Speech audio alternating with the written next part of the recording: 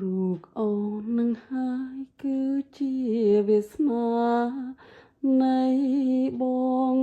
បានជាទីផ្សងចងក្តីស្នេហាលើភាពសូមអូនមេត្តារក្សាឲ្យនៅមានន័យលុះស្ត្រាយើងខ្សែ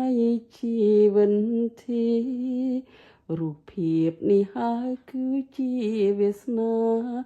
ដួងចិនបានទីខំសងចងក្តីស្នេហាណាថ្លៃទទួលទីទៅមិនខុងទេបើសោភាពអងអវាសនាខ្ញុំមកធ្វើមិនខ្លាយឲ្យភាពជឿសំលែងថាទីមានរូបស្រស់ក្មេងគឺជាគូព្រេងមិនអិនសង្ស័យរូបភាពនេះហើយគឺជាដួងចិត្តអរ៉ាទើបអរ៉ាច្រៀងថ្នាក់ថ្នមគៀកកាយលោកស្រីទទួលអរ៉ាមិនខុងទេចិនដា